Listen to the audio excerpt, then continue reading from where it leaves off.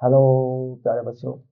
तो मैंने इससे पहले आपको एंगुलर मोमेंटम के बारे में बताया और उसको कैलकुलेट करके दिखाया ऑन एनसीईआरटी लेवल। और मैंने ये भी कहा कि भाई इसकी जो डिटेल है यानी और न्यूमेरिकल्स हैं तो वो एनसीईआरटी के बाद जो आपका न्यूमेरिकल सेशन लगाया जाएगा उसमें होंगे, बेसिक वाले। और या फिर उसमें आप जेई मेन या नीट लेंगे या उसमें आप जेई एडवांस लेंगे।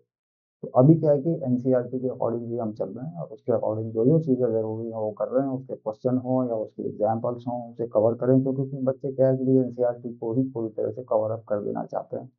उसके बाद हम फर्दर आगे वो अपना जो भी उनकी तैयारी है जिस तरीके से है तो उस तरह के क्वेश्चन या उस तरह की थ्योरी वो फिर बॉन्ड लेटर एडवांस लेवल में पूरी कर दी जाएगी। तो एनसीईआरटी लेवल पर क्या होता है कि चैप्टर छोटा हो जाता है और छोटे में बेसिक कोर्स जो है हमारा पूरा हो जाता है और बेसिक हमारे क्लियर हो जाते हैं। उसके बाद हम एडवांस लेवल पे कोई बुक अपनी तरफ से भी लगा सकते हैं, अपनी तरफ से भी पढ़ सकते हैं। और या फिर जो न्यूमेरिकल सेशन मैंने दिया आपको या नोट्स दिए पीडीएफ दिया आप उनसे भी कर सकते हैं। फिर दोनों को मिला भी सकते हैं कि जो बुक आप ले रहे हैं उसमें और स्टडी मटेरियल में किस तरह की चीज़ों में बदलाव है ना, वो चीज़ें होती हैं। तो आज हम बात करेंगे एंगुलर मोमेंटम के बाद एक अगली जो फिजिकल क्वांटिटी होती है वो होती है आपकी टॉर्क। तो टॉर्क क्या होता है कि मोशन ऑफ बॉडी वाली बात ही होती है, मोशन ऑफ बॉडी। तो मोशन ऑफ बॉडी में आ जाता है रोटेशन,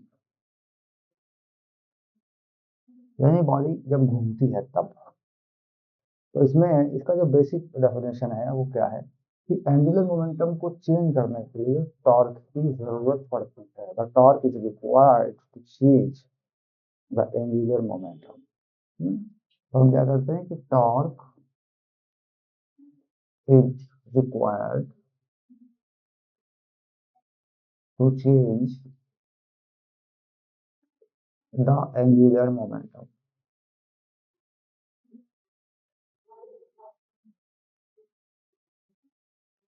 यहाँ पे बेसिक सी बात है कि मैंने आपको एंगुलर मोमेंटम का एक फॉर्मूला बना के बताया था, जिसे मैंने कहा था पार्टिकल के लिए, फॉर एनी पार्टिकल।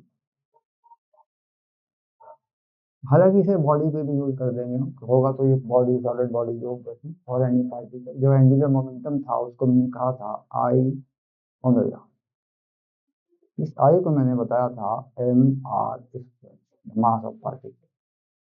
अब मान लीजिए मैं इसमें चेंज करता हूँ कुछ, यानी समय के साथ चेंज करता हूँ D L by D T, rate of change of angular momentum. तो I D omega by D T या delta omega by delta T, the first term.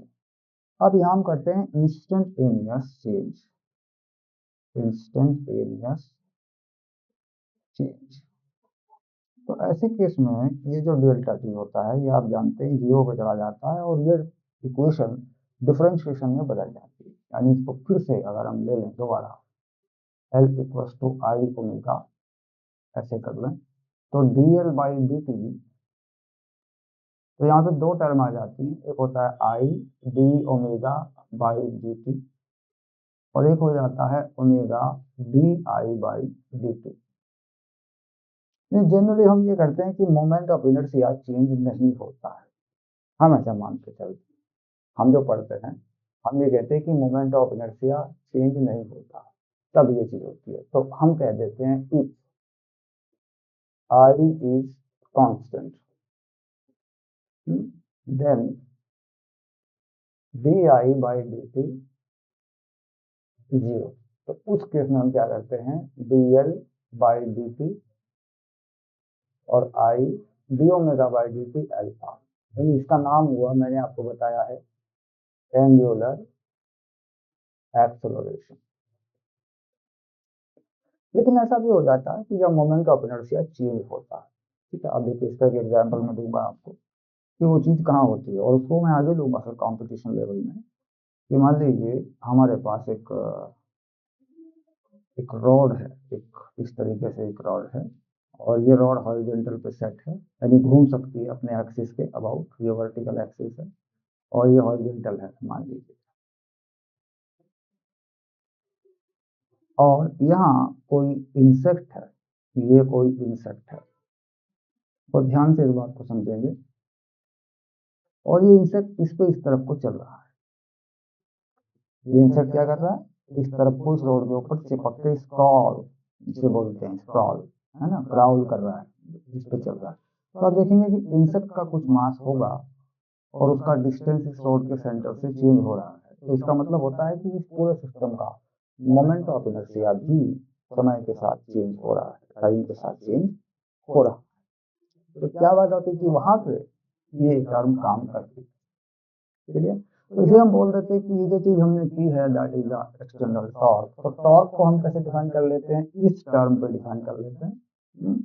वहां पे जाएंगे तो फिर हमें अलग अलग टर्म देखने पड़ेंगे, एक्सटर्नल टॉर्क है क्या नहीं, या फिर वो इसके इक्वल होगा, या फिर अपने आप में ये टॉर्क बन गई हो, ये जीरो हो गया हो एक्सटर्नल अपने आप में, यानी ये जो स्क्रॉल कर रहा है इसी ने इसको घुमा दिया हो तो पहले इक्विलिब्रियम पे स्थिति में चलेगा तो ये रॉड जो है कुछ घूमना शुरू हो जाएगी, है ना। तो ये क्वेश्चन इस तरह के पहले बने हैं, पुराने जमाने बने हैं, आगे भी बनते रहेंगे, कोई ऐसी बात नहीं। इसे हम क्या कहते हैं, इसी को हम कह देते हैं टॉर्क, यानी ये क्या है, एक्सटर्नल टॉर्क हो जाता है। तो आई अल्फा जो है वो होता है टॉर्क, एक्सटर्नल टॉर्क। तो टॉर्क की डायरेक्शन भी अल्फा के अकॉर्डिंग होती है, यानी परपेंडिकुलर टू द प्लेन होती है। ठीक है, तो अब आई क्या है, मोमेंट ऑफ इनर्शिया क्या है, इस बॉडी का कितना मोमेंट ऑफ इनर्शिया है वो हम देखेंगे अलग अलग तरीकों से। तो यहाँ टॉर्क की बात आती है, अगर बॉडी इक्विलिब्रियम में है तो यहाँ पर इन्होंने टॉपिक लिया, इस पर एग्जांपल में लूंगा, पहले मैं वो टॉपिक ले लूँ, किसी रोक देता हूँ मैं इनसे, फिर मैं आगे इसके एग्जांपल लूंगा जब टॉर्क लगेगा। तो इन्होंने यहाँ एक एग्जांपल लिया, मतलब बीच में जो है एक टॉपिक लिया, इक्विलिब्रियम ऑफ सॉलिड बॉडी, यानी किसी बॉडी का इक्विलिब्रियम हो तो इक्विलिब्रियम पे क्या करते हैं कि इसको टॉर्क नहीं कहते, इसे बोल देते हैं मोमेंट, यानी बॉडी घूम नहीं रही है, फोर्स बैलेंस हो गए हैं, मोमेंट ऑफ टॉर्क बोल देते हैं। हो गया इक्विलिब्रियम ब्रियम ऑफ बॉडी, ऐसा बोल देते हैं। अब यहाँ पे क्या हो रहा है, मान लीजिए हमारे पास ये एक हिंज पॉइंट है, ये हमारे पास एक हिंज पॉइंट है, इसे हम कह देते हैं हिंज, और इसके ऊपर कोई रॉड हमने ऐसे रखी हुई है। अब इसलिए कि रोड का कोई मास होगा,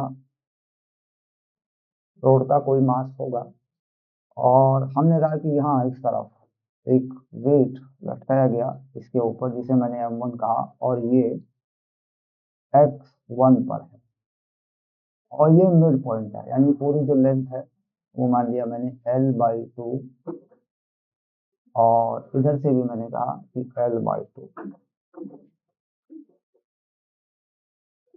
ऐसे, और दूसरा कोई मास है या वेट है जो भी है वो यहाँ लटकाया गया, इसे हमने कहा M2, और इसे हमने कहा कि ये X2 पर है। तो बड़ा सिंपल सा मैटर है ये, और हमने कहा ये जो रोड है वो घूम नहीं रही, वो रोटेट नहीं कर रही, वो हॉरिजॉन्टल पोजीशन में मेंटेन है, ऐसी कहानी हो जाती है।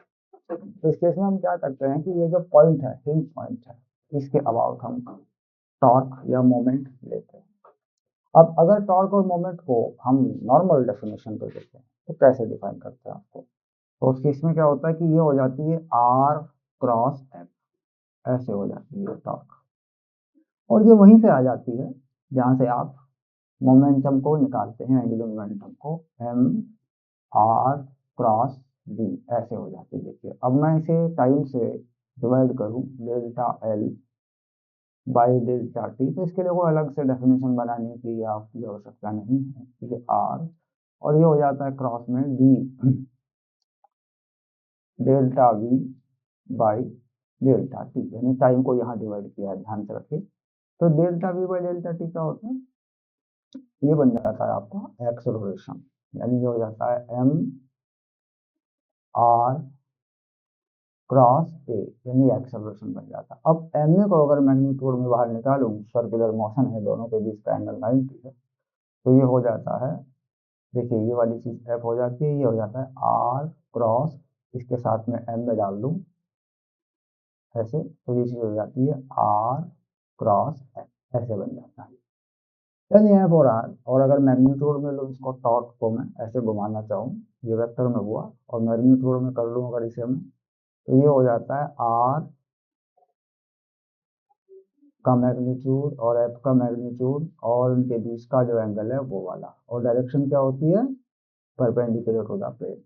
यानी क्लॉकवाइज होगा तो राइट हैंड थंब रूल से अंदर की तरफ, और एंटी क्लॉकवाइज होगा तो बाहर की तरफ हो जाती है। इस तरीके से डायरेक्शन भी हो जाती है। यानी ये एफ और आर लगे, ठीक है, तो किसी बॉडी पर एफ और आर लगे, मान लो किसी बॉडी को घुमाना हो, तो यहाँ मान लीजिए हम इसका छोटा डायग्राम बना दें ऐसे। अब इस बॉडी को मान लीजिए कोई ये पार्टिकल एम है ना, देखो ये इसका आर हो गया ऐसे, और इस पे यहाँ फोर्स लगा दिया यूँ एफ, तो ये एंगल थीटा हो गया। आर की डायरेक्शन और एफ की डायरेक्शन में एंगल कितना हो गया, थीटा हो गया। इस तरीके से हम टॉर्क डिफाइन कर लेते हैं। तो यहाँ पे क्या होता है कि चलना नहीं है, बॉडी को घूमना नहीं है, तो इसीलिए उसको कह देते हैं मोमेंट ऑफ टॉर्क। यानी यहाँ पे क्या बात आ जाती है, यहाँ मोमेंट आ जाता है। ठीक, तो हम क्या कहते हैं कि ये बिल्कुल सेंट्रल पॉइंट है ओ, तो हम कहते हैं taking moment about point O. तो किसी के भी अबाउट लिख सकते हैं। अब एक बात आती है, भाई मोमेंट किसी भी पॉइंट के अबाउट लो, लेकिन रोटेशन नहीं होएगा, बॉडी नहीं चलेगी, बैलेंस हो जाएंगे, काउंटर बैलेंस हो जाएंगे। तो जब मैं यहाँ देखता हूँ कि इस पे नीचे की तरफ एक फोर्स लगी है, इस फोर्स को अगर मैं कह दूँ, ये फोर्स होती है m1g, और इस फोर्स में लगे नीचे की तरफ कहूँ तो ये होती है m2g, यानी बॉडी का वेट होता है। ये फोर्स देखिए आप कैसे लगी हुई है, ये फोर्स यहाँ लगी हुई है और ये इसकी आर्म बन जाती है, तो ये एंगल कितना बन जाता है, 90 डिग्री। तो जब मैं इसके m1 के अकॉर्डिंग घुमाता हूँ यहाँ से, तो ये अंदर को चली जाती है, यानी ये टॉर्क जो है इनसाइड हो जाती है। तो इनसाइड के लिए हम क्या करते हैं, इनसाइड टॉर्क के लिए हम क्या करते हैं, अंदर की तरफ वाली डायरेक्शन के लिए हम माइनस करते हैं, बाहर वाली के लिए प्लस करते हैं। तो इसका टॉर्क माइनस हो जाता है, यानी माइनस m1g और x1। इसका टॉर्क, इसका यहाँ पे देखा हमने, क्योंकि रोड का जो मास है वो पूरा वेट रोड का यहाँ पे है, या फिर रोड क्या है, मासलेस है। अगले केस में मैं रोड का मास भी लूंगा, उसको भी देखेंगे, उसका वेट कैसे काउंटर बैलेंस करेगा, हिंज पॉइंट कहाँ पर होगा। उसके बाद इधर से देखा इस वाले का, तो ये इसका जो टॉर्क होगा यूं, क्योंकि ये तो इस तरफ को घुमाएगा, तो ये बाहर की तरफ आ जाएगा, तो इसे प्लस लगा देते हैं, m2g x2, और टोटल टॉर्क क्या हो गया, 0, यानी घूम नहीं रही है बॉडी। उस केस में क्या होता है, हमारे पास रिलेशन आता है m1x equal x1 equal to m2 x2।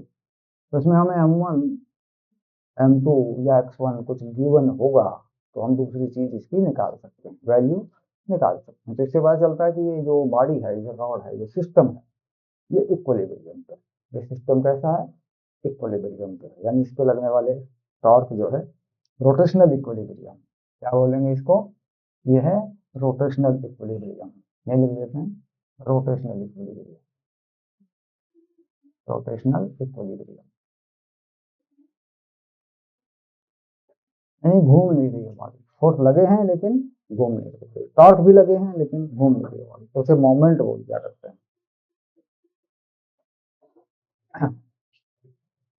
अब मैं क्या करूंगा कि इसके अकॉर्डिंग एंगुलर मोमेंटम चेंज हो या आपका टॉर्क हो या कोई चीज हो, तो उसके अकॉर्डिंग आपको मैं जो है दूंगा, न्यूमेरिकल पोर्शन दूंगा आपको मैं, ठीक है। हाँ